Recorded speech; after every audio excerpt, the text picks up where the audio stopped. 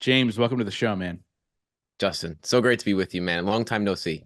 I know, right? We were just talking about how we recorded an episode for your podcast 2 days ago where I was a guest on your show and you hopped on. I was like, long time no see, man.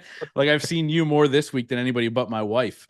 And Let's go. excited to dive into your journey, man. So the reason that we even connected recently, a couple months ago, my wife and I went and saw Tyler Henry in person. And so we watched his shows and all these things. And so I follow Tyler on Instagram.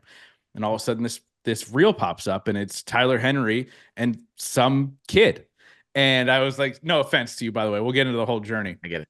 Yeah. And I was like, whoa, like this is crazy. Who is this person? I clicked on your profile and I noticed we had not only mutual connections, but your list of guests in your podcast, absolutely phenomenal. We probably share a good 20 to 30 guests that we've had on at the high level. And I was like, I need to get to know this person. So I reached out and I was like, James, let's hop on a call, man. I'd love to know about your journey. And after hearing your journey, I was like, let's share this with my audience. So, dude, I want to dive into the fact that you're what, 22? Just turned 21 4 days ago, actually. Happy birthday, which is Thank you. exciting. I wish I knew that 2 days ago. How rude of All me. I good. did All know that good. and then forgot. Um, but 21 years old, you are so emotionally and mentally ahead of people your age.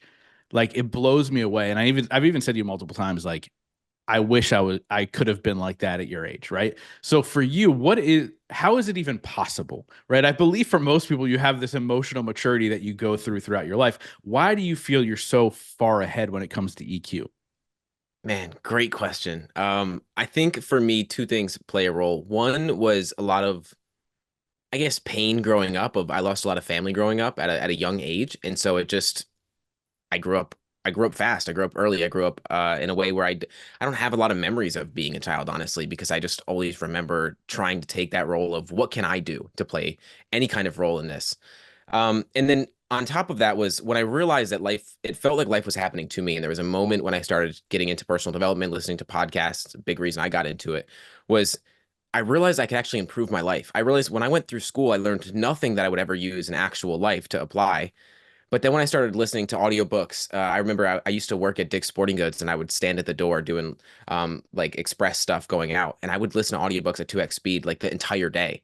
And so while I'm sitting here at work, I know that this is going to be the path for moving me forward to get the knowledge that I need to kind of take the next steps forward. So it was a lot of just engulfing myself with so much information I didn't even know what to do with it, but it reprogrammed my mind a bit. And then also the challenges and hardships I went through growing up. Yeah, and that's what I want to dive into because, working at Dick's, I imagine you were 17, 18 years old, whatever the case may be, 20 years old maybe, Younger. It's younger even. a long time. It feels like so long ago, man. So, but it's wild, right? When we look at it, because most kids that are teenagers working that type of job would never even think about listening. Like something was the catalyst for you to go, there needs to be more to life. Like, let's talk a little bit about that journey into that age, because I think it's inspiring for teenagers to be like, look, there's an opportunity at a young age to dive in, and here's why. Yeah, I think for me it was so my uncle and my father passed away at 37.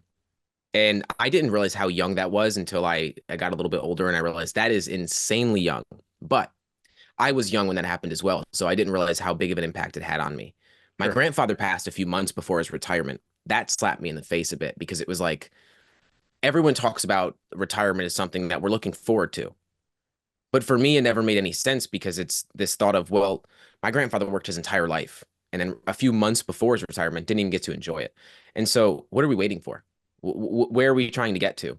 And that was a thought that really made me think like, we are not supposed to wake up, do a bunch of work for someone else, and then end the day watching TV and then repeat that over and over and over again. I couldn't accept that to be true. And so I guess I just found podcasts that inspired me, started reading books, a lot of them behind me, and it just opened my mind that from information that I never heard before, really, in the best way to frame it. And then I made an investment into myself to become a coach at 17, which also I know sounds crazy. But that shifted my whole mindset because I think, as you know, when you invest into yourself, you change the way you look at yourself entirely and the way that you carry yourself and everything from there, that's when life really started to change. Yeah, and it's funny you talk about investing yourself at 17. I grew up, I don't want to say we were never like poor, right? There are moments in our lives where, like I said, I think I told you, my mom's car got repossessed and all Yeah. these things, but like we weren't to the point where we were starving, right? So grateful for the life that I had, but I grew up poor. Like my parents weren't buying me things, so I always had to invest in myself. And like, I want you to dive a little bit deeper, even at a young age, the importance of investing in yourself, even if it's like, hey, I'm an athlete and I'm going to invest in my own coach to swing the bat better, or throw the ball better. Like, how important is it for you to invest in yourself than your parents to invest in you? Oh, it is everything. It is genuinely everything. Because I similar to you, like grew up with a single mother. It was like I worked for everything that I could and supported where I could. And so investing into myself, give you an idea. I think I was around 17 years old. I was working at Dick's Sporting Goods at the time, and I listened to a podcast about coaching. I didn't know what that was. I knew that podcasting sounded like a cool thing. I knew I wanted to speak with people that I was inspired by. And so it felt like the right thing to do. I hopped on a sales call 20 minutes later. Uh, $2,500 was out of my account. And that was just the first payment. So it was $7,500 over a couple months. And that was just the beginning. Like I've invested so much more since then. But when I first did it, I didn't even realize I had no idea what I was doing. I felt like there was so much anxiety. I feel like I got shot in my heart is the way I explain it because I didn't know what I just did. I didn't know what I was getting myself into, but I knew it felt so right to me. And I think that that's what a lot of us stray away from is not trusting our intuition. I think a lot of the time we think what if this goes wrong? But for me, it was like the only thing that I could think of is what if this goes right? And it turned out that way because that was the only thing that I was focusing on. And I think for me, it was the first time when I actually started to apply myself in a way that really started to make change. What I realized in the program was I was in a program of about 1,000 coaches or so. I was the youngest person in that, not by surprise, and, to this day. By And how many years, by the way? probably 5, 10 Yeah, around it's there. crazy. Yeah. Like, yeah, I was like, most of the people were probably around your age for the most Yeah. part. And so, but the thing that I noticed was every single person had imposter syndrome, including me, but everyone else did too. So my age had nothing to do with it. And so that was just this awakening for me was for a lot of people, they thought that when you invest into yourself, that's when the work ends. It's like, okay, I invest into myself, I buy this course, I buy this coaching, and then everything's just going to start happening. For me, it was the realization that I just invested more money than I had in my bank account. I need to figure out a way to make money so that this is actually worth it. And so that's when the work really started. So that was the big shift for me. And I think that's what investing in yourself does. You don't want to waste money. You want to Yeah. be able to make it happen. Yeah, I love the idea of when you look at investing in yourself, it should hold your feet to the fire, right? To actually take action. I've helped so many people over the years for free, whether it be through my podcast or hopping on calls from time to time and, helping them navigate some of their thought processes. And when it's free, there's no action. I found that Nope. when people end up hiring me or joining my masterminds, there's just massive action because they're like, oh, look, I've paid for this. Since I've paid for this, I need to take action.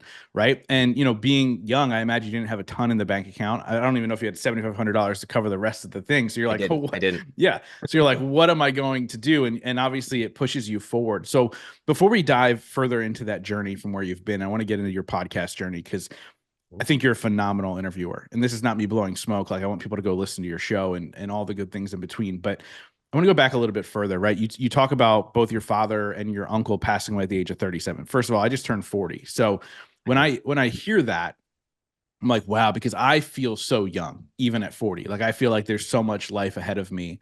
And the last 40 went by so fast. So I couldn't imagine what that was like. Now you were super young, but that means you were raised without a father figure, right? Like for me, at the age of 16, I stopped talking to my dad for 7+ years. He's now back in my life. But during that time, I was close with both my uncles who kind of took on that father figure role.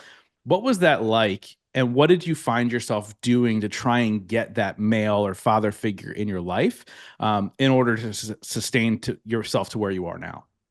I think a lot of it, weirdly enough, was probably books, honestly, because there was no one around me that I was like, I want to create the life that they've created. I never Yeah, looked at anyone and thought, man, that's a really good role model for me. And the three men in my life that were, if they were a good role model or weren't, they weren't in my life. And so I didn't really have that. I found it as kind of like a superpower in a sense, though, because when I was growing up, it felt like the worst thing. I never had a man, but there was never a presence, so the absence wasn't really felt. And so sure. it didn't feel like it impacted me.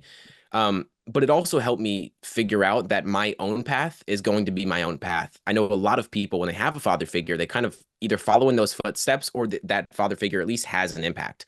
And so for me, it was I'm just going to dream big. I'm just going to think completely different. And when everyone was going this way, I was going completely this way. And so, I mean, it was fearful at the time when I first stepped into podcasting, entrepreneurship, coaching, and everything in between. But I was grateful that I didn't have anyone to have any kind of expectation of me, but it was more of myself.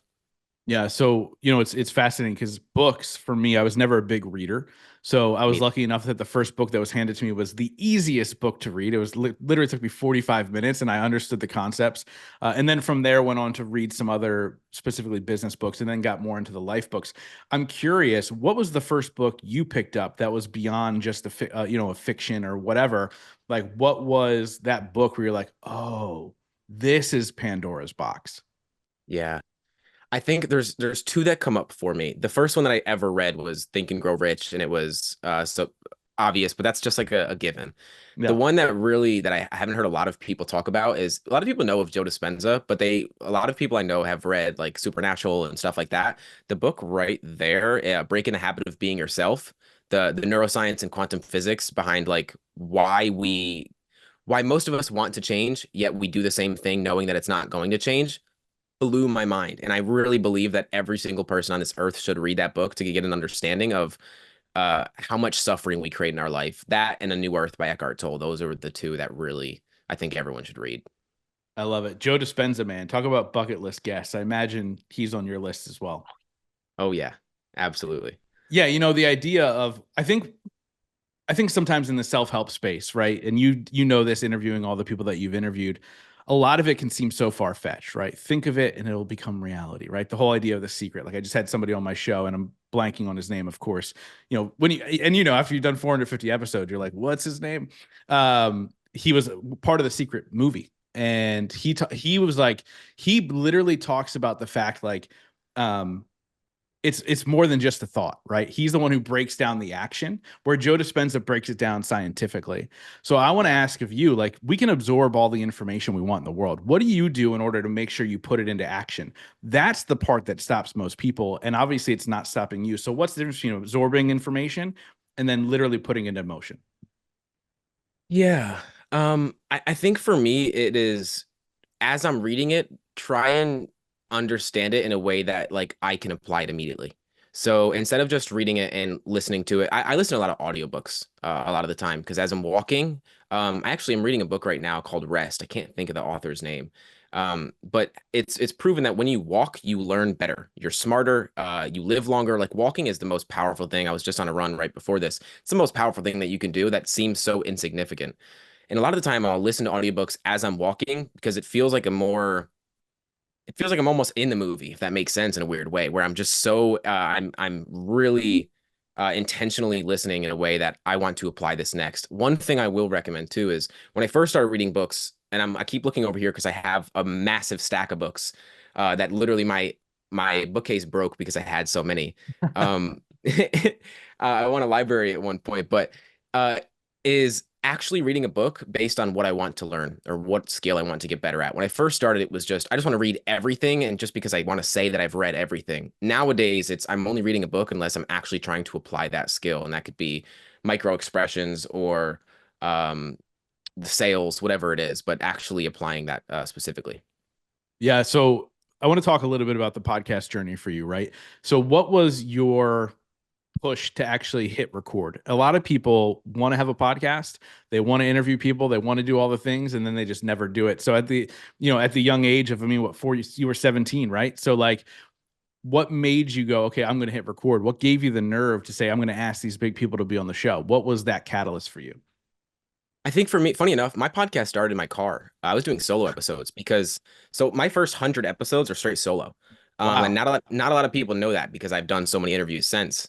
But I didn't have Ethernet connected to my room. Like there was no every time I tried to hop on with someone, it just wouldn't work, didn't make it happen.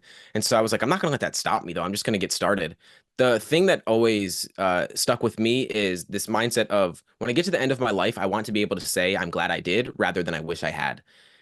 So many people get to the end of their life wishing that they have done more things. And I think similar to you, similar to most people that do anything that is, and this is why I think we resonate so deeply, is we have like a calling, a mission behind what we do. It's not just another podcast, but it's like a part of our being. And for me, it was the you can too mindset. that idea was just something I kind of was almost a mantra to myself growing up because uh, I mean, all of us have limiting beliefs and fear and a lack of everything that we weren't taught growing up. And so for me, it was this mantra I kind of try to tell myself that I'm seeing so many other people do amazing things. I may not see it in my my proximity, but I have to be able to connect with these people because there's something that they have that I don't, or at least that was the idea. And so for the podcast, it was okay, I'm reading all these books. What if I could read the book, get a bunch of questions about the book, and then go talk to the author? And I've been able to speak with some of the authors that are behind me that just it's mind-boggling to me that I get to do that today. So that was kind of the emphasis of it. I just feel like I needed to do it. Yeah. Who was the first big name that you got on your show where you're like, hold on a second. I'm super nervous for the I, first I time ever. I'd probably say Seth Godin was it for me because it was like this figure of a person that even now people come to me asking. That's the number one person that they ask is how'd you get Seth Godin on the show kind of thing. And when I even got him on the show, I didn't realize how big of a guest he was. But after the fact, the fact that people keep bringing him up, now I've realized it a little bit more. Yeah, it's funny. I have a friend who's had him on twice, and his show doesn't really do a ton of numbers, but it's just, I think the thing is, people think you have to have this big platform before you have these huge names on. Right now, your show has grown. The Tyler Henry episode absolutely blew up, so congratulations on that one. Thank you. But a lot of times, a lot of the guests that I had early on, like I was doing like 40 downloads an episode, and I was getting these big names. Like it's the audacity to ask. And I think a lot of people are afraid to ask. I want to talk a little bit about the importance of the big ask with you. Like, why is it so important to step out of your comfort zone and ask the right questions? Not only, hey, will you come on my show, but ask the questions that can move your life forward. I think people are so afraid of having a dumb question. Like, what's your thought process behind that? Yeah, I think that's another great question. I think for me, just the courage to ask in general, to start there is one of the things that everyone asks me, oh, how'd you get Seth Godin on the show? How'd you get this person on the show? How'd you get that person on the show? And it's like, did you even ask? I think when we talked about Tyler Henry, it was like, how'd you get him on the show? I was like, I just DM'd him. Yeah. And so it's like the small things that we just a lot of the time we just don't have the courage to ask those people because we already have blocked off the idea that it is possible, and so we don't even ask.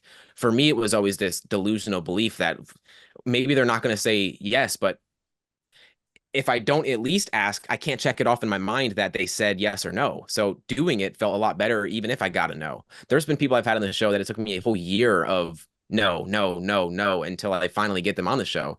And so you have to have that persistence, especially if you feel that there is value that you can bring to the conversation. For me, something that I realized when I started coaching, and I'll bring this back to podcasting, was that I thought that my age was something that hindered me. And it was so great that I had a lot of people around me in that coaching program that helped me realize that it was something that could actually empower me because I have a fresh perspective. As we get older, the more our beliefs get solidified, and we see this time and time again. And so for me, I don't know another podcaster that's my age, um, I just in general. And Yeah. so knowing that it's this idea of okay, this is how I can stand out in some way, and I usually ask thoughtful questions because another thing similar to you, we're not just going to bring someone on our show just to have them on our show. No, we actually want to ask questions that are applicable not for only our lives but our audience's lives as well. Because this could be the only time this could be the only time I speak with Seth Godin or Tyler Henry. So I'm going to make the most out of this opportunity. So I that's it. Just I feel like I have to is the only way I can see it.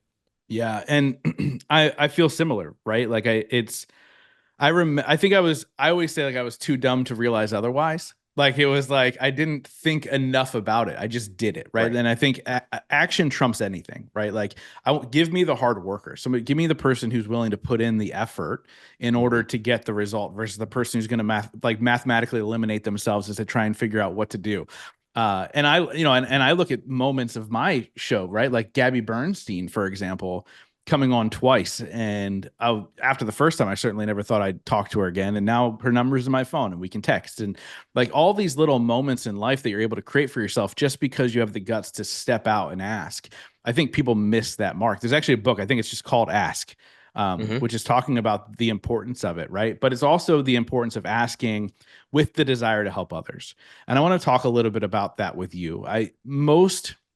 And I don't mean to keep bringing it back to your age, but it's kind of the catalyst to everything. Yeah. I shouldn't even bring it back to your age. Most people do things to serve themselves, right? the only way I'd bring it back to your life is they just don't they have most people your age don't have the experience to even have the ability to look at it in other ways. Right. But most people in general, everything they do is for themselves. Why is it so important for you to serve others, to show up for others, to share this information with others? Why is that something that drives you? Yeah, I mean, it's literally You Can Too was the inspiration of others. That had nothing to do about me, right? There's so many people that have podcasts out there that's their name of the podcast is their name. And it's like, well, the only thing that I care about is how can me, and maybe it's a conversation I have with other people, but it's like just to share inspiring stories of what people have overcome, are currently overcoming because we people or pedestalize people way too much. And then also how can you do it too? And so for me, I guess I'll say it through a quote that my first coach ever told me, and it was, "You do a disservice by not bringing your unique gifts into the world." And it goes back to what I said earlier of I want to get to the end of my life saying that I'm glad I did. And so for me, it was just this thought of I think every single person, and I think truthfully, I think this is why you do what you do. This is why I do what I do. Is we want to inspire people to step into their calling because we found ours, and it's going to evolve as the years goes on. And right now it may be the podcast, but I think every single person has something to give to the world. And I think a lot of the reason that a lot of people are not satisfied, not excited to jump out of bed is because they're not giving enough. I mean, Tony Robbins talks about it so much, but it's so true. I feel you feel so much more energized when you're giving to the world and providing the purpose that you feel inclined to step into. And so for me, it just felt like the only thing to do. Yeah, no, I love it. And this is why I think you and I gel right off the bat was, I say all the time, like at any given time, there's 75,000 people that need to hear your message specifically from you, and how selfish of you not to share it, right? Yeah. These people are relying on you to show up. And sometimes it's not the 75,000 because there are people that are speaking to millions at a time, but maybe that one person that you can change their life. So why not show up, share the message, and move forward? But most importantly, do the work to get good. I want to talk a little bit about your podcast journey over the last couple of years. I'm sure you did not start off as well polished as you are now. I'm sure you did not know how to deep dive into people's lives. And you have a reel on your Instagram that I love of people saying like, this is one of the most researched interviews I've ever been a part of. Thank you so much. What was that journey like? Like, how imperfect was it at first? And then how did you get better over time? Yeah, man. I mean, I think just similar. If you look at Joe Dispenza or Chris Williamson or Joe Rogan, anyone that has a podcast that has gone back, you look at their first videos, they look like crap. Mine Yeah. definitely looks like crap. But I think the research was something that I felt like if there was anything else, I always thought of how can I provide value to this person. I think the person you were talking about, The Secret, earlier was John DeMartini, Dr. John DeMartini. No, it was, I'll look him up while you're talking. Okay. I'll look him Because up.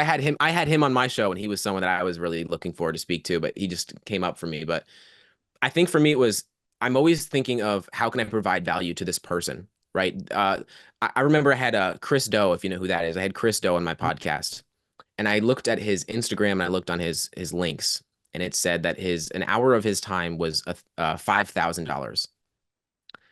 I got him on the podcast. I was paying no money.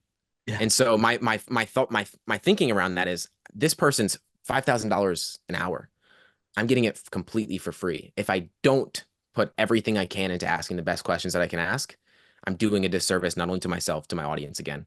And so I think for me it was if there's anything else, if there's nothing else that I can do to stand out or make myself different, it's going to be the questions that I ask and how much intentionality I am with the interview.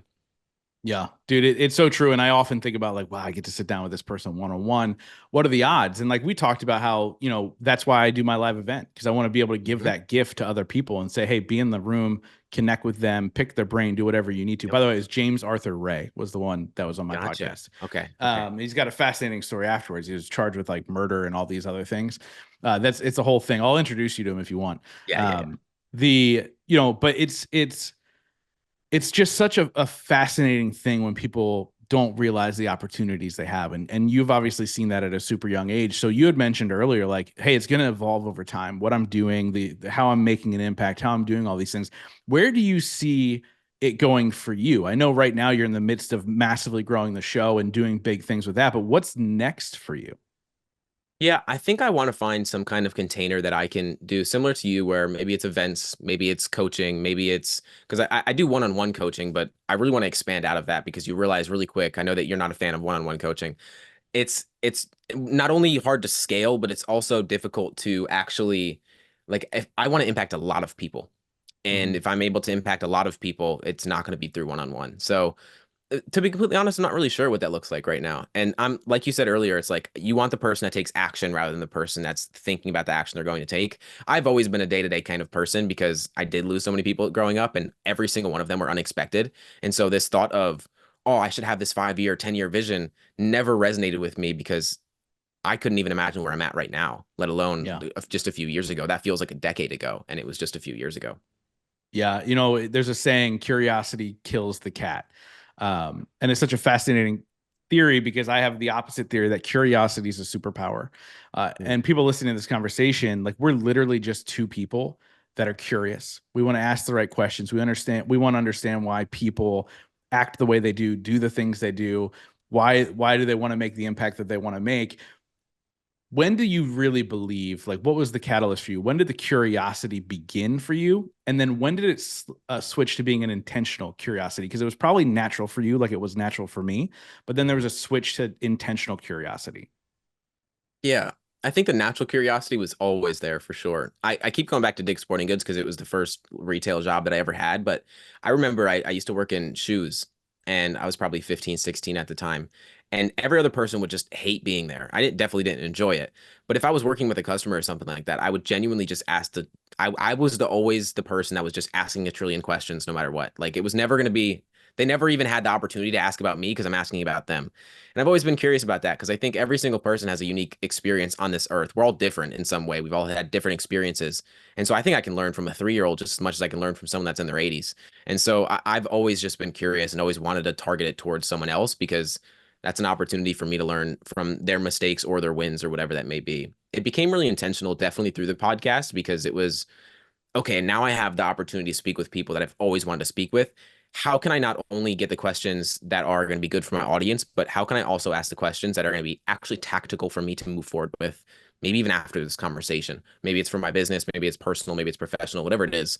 But I think it was through the podcast of just speaking with people in so many different facets of business, health, entrepreneurship, everything in between.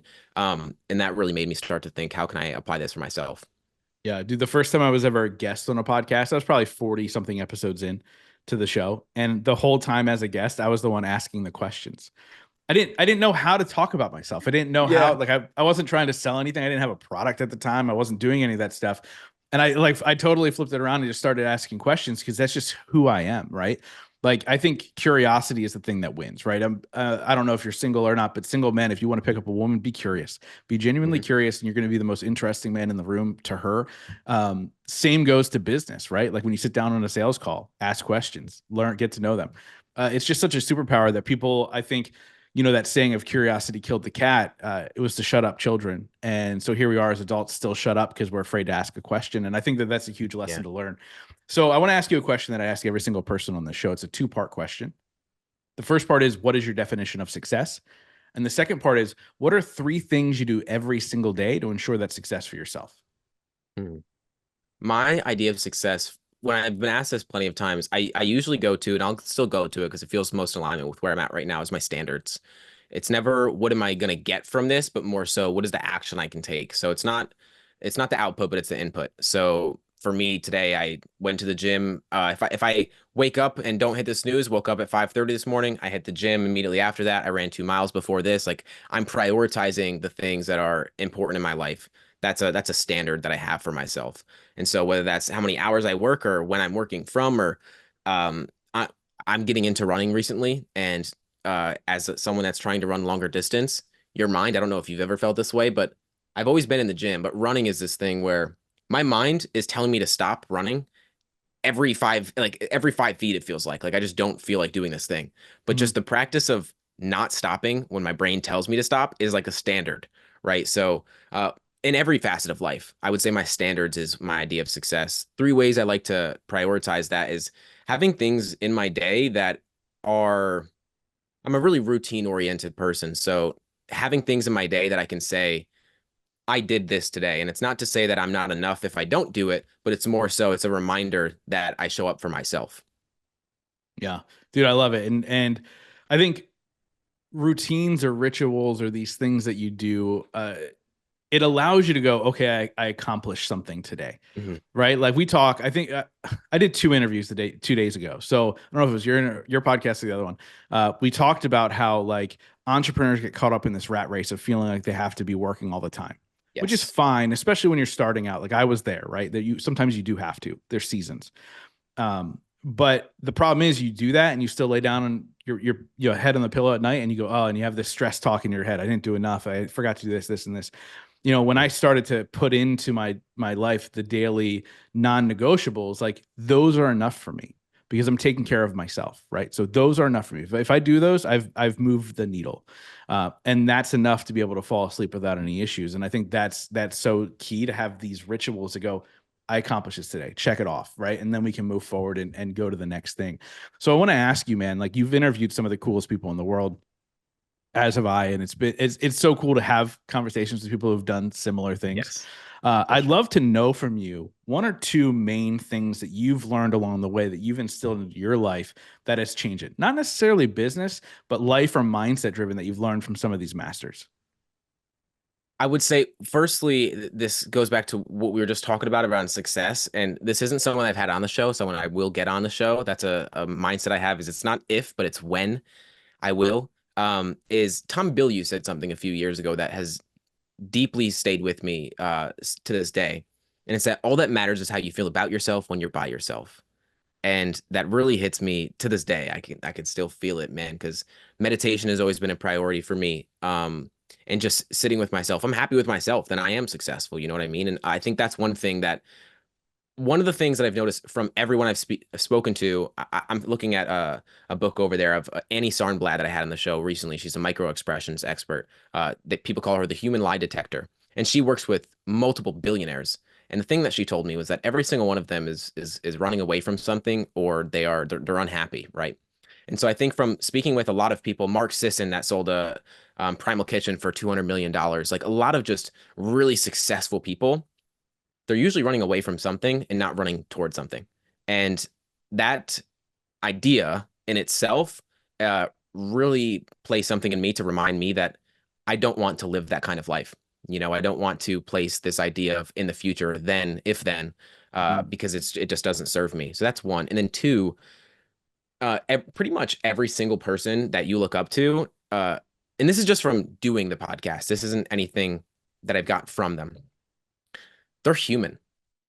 And I think a lot of people put a lot of people on pedestals and see them. That's a big reason that people don't reach out to get them on their show. Is like, there's no way this person's going to say yes because they have so many things going on. When I reached out to Seth Godin, he responded in 30 minutes. So it's just a reminder that all of these people, just as much as they've accomplished X thing or done Y, they're a human at the end of the day. And I think just the practice of speaking with these people, being in rooms with them, it's kind of like when we spoke on my podcast. It's like from setting the table to actually sitting at the table. And the more I do it, the more that I kind of not only build confidence in myself, but remind myself that, hey, like they're no different than me. Just because they've accomplished things doesn't mean that they're a better person than I am. Yeah, dude, I love that answer, and it's so true. And by the way, Tom Bilyeu has never been on my podcast, but his former company that he ran sponsored my event one year. So So, it was semi close, right? There's always like this semi close connection across, and I have some friends that have been on his podcast as well. But yeah. fascinating human being, very very Yes. fascinating. Which it's like, okay, let me break that down a little bit. So I want to ask you this question, man. You know, we've talked a lot about us building this legacy and us having this information that's now out there for the world to see forever, right? Part of my will is going to be keep my Libsyn account open forever so everybody can always hear the podcast. And so that's one thing. But I want you to imagine you're at the end of your life, and hopefully you have another 80 years left. But I want you to imagine you're at the end of your life, and all of this is wiped away. The podcast is gone. Any books that I know you will write are gone. All of those things are gone, and you can only be remembered for one sentence. What would you want that sentence to be? Hmm. Do you have an example of one that Yeah. maybe a previous guest has had? Because I'm blanking a little bit. I want to give you a good Yeah. answer. So I've had one of my personal ones is I left a better person after knowing him than before. So Mm, something along those lines. that's where I was going. I think it's funny that you say this because I was just looking at something on my fridge of my father, funny enough. Um, just my laughter, or my humor and my hopefully that just through my energy I can inspire people. I find a lot of people tell me that. And sometimes I forget that about myself. So hopefully I can give that to other people. By just being myself, I can inspire others. I love it. So, James, I wrap up every single interview with the same question. But before we get there, how do people find you? Where do they find your podcast? How can they connect with you on social? What's all the good stuff? Yeah, pretty much everywhere. It's James Brackin IV, YouTube, Instagram. You can too with James Brackin is on Spotify, Apple, YouTube, everywhere else as well. Yeah, and honestly, man, like this is a true stamp of approval. Like, go listen to your show. I've listened to a number of episodes now. They're phenomenal. You do a great job at navigating conversations with your guests. Like, so guys, go check his show out. You can too. Just that's all you have to type in, and then your name pops up. I think it's amazing that that's the only show with that name. Dude, it's you know what stinks about it too is it's terrible for like keynote or keyword research. It's so Yeah. bad for it because there's nothing in it. There's been so many times I've thought about changing the name, but it just feels so in alignment with my mission because of that. But thank you. Dude, well, everybody messes up the name of my show, and it's been around for 8.5 years, and they've come to my live events and they've done all these things, but I'm stuck now. Yeah, My live events are that name. Everything that I do is that name. we're in the same And position, man. but I will say this: I nailed it with the word growth for Yes. the longest time. But now there's so many shows with the word growth, they have to go a little bit further to get there. But it's so funny. Like, that's the technical side of podcasting. That's a whole nother episode for us to record. But dude, Yeah. like, you're absolutely crushing it. And like I said, I wrap up every single interview with the same question, and that is, in your life, what has been your biggest moment of growth? Mm. That's a difficult question because I can't think of one specific moment. I think there was a lot of times growing up where I didn't want to be here is the best way I can explain that.